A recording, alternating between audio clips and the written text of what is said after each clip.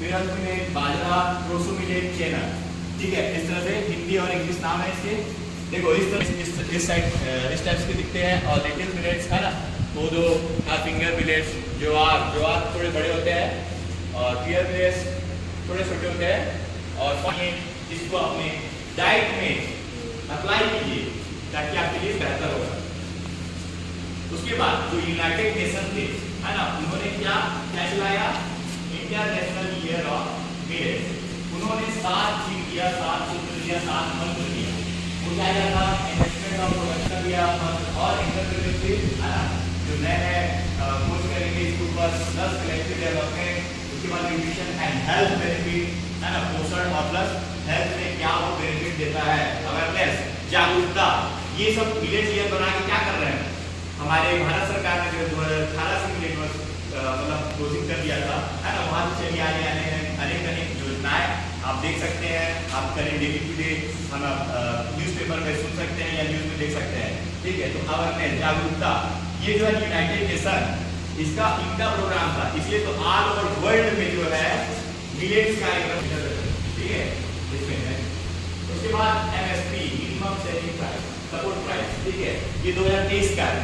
इसमें क्या है, वे किसान जो इसको ग्रो करेंगे, कल्टिवेट करेंगे, चाहे तो अपने लिए उपभोग के लिए कर सकते हैं या उसको मंडी में जो है बेच सकते हैं। तो उसका प्राइस, बाजरा, इसमें 2 का मैं प्राइस आपको बता रहा हूँ ताकि आप जो है मोटिवेट हो सके। बाजरा इसका पहले प्राइस कितना था, 2350। अब जो है करेंटली इसका जो एमएसपी है 3578। नोट कर सकते हैं, हो सकता है पीएससी में आ सके। रागी 2500, इसका पहले था प्राइस, अभी है 3846 रुपए। अब ग्लोबल सिनेरियो है ना, अब देखते हैं इसमें कि कहाँ जो विश्व में है ना इसका कल्टीवेट किया जाता था या उपभोग किया जाता है, प्रोडक्टिविटी किया जाता है। तो अमेरिका, देखिए अमेरिका, उत्तरी अमेरिका, दक्षिणी अमेरिका, इसमें जो है जो कल्टीवेशन है मतलब वहाँ के लोग जो है बाजरे का उपयोग अधिक मात्रा में, मतलब ये मिलेट्स का उपयोग जो है अधिक मात्रा में करते हैं उपभोग। इसलिए भी देखना अफ्रीका के लोग देख रहे हो खट्टे खट्टे होते हैं।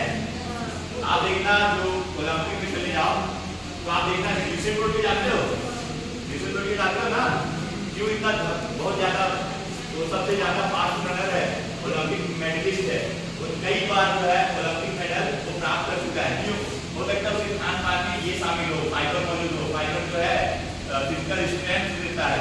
ठीक है, तो प्रोडक्शन यहाँ का कितना है, सबसे ज्यादा अफ्रीका का है। ठीक है, प्रोडक्शन 423 लाख टन। अब उसके बाद चलते हैं अपन यूरोप में। यूरोप में कल्टीवेट होता है लगभग 8 लाख हेक्टेयर में और प्रोडक्शन होता है 20 लाख टन, क्योंकि वहाँ लाख हेक्टेयर क्षेत्र में होता है, प्लस यहाँ प्रोडक्शन कितना है 215 लाख टन। और उसके बाद चलते हैं ऑस्ट्रेलिया और न्यूजीलैंड, यहाँ कुल मिला के 6 लाख हेक्टेयर क्षेत्र में होता है और प्रोडक्शन होता है 12 लाख। अब उसके बाद अब चलते हैं इंडिया। थोड़ा सा मैं राज्य के ऊपर प्रदर्शन करता हूँ। यहाँ जो है सर ने भी बताया था, राजस्थान में जो है सबसे ज्यादा कल्टीवेशन होता है, क्योंकि वहाँ का क्षेत्र ये आसानी से अडॉप्ट कर सकता है, इसलिए क्योंकि वहाँ पानी की मौजूदगी कम है, कम बारिश होती है, प्लस वहाँ का जो सैंड है वो सॉइल है वो सैंडी है, तो ये उसके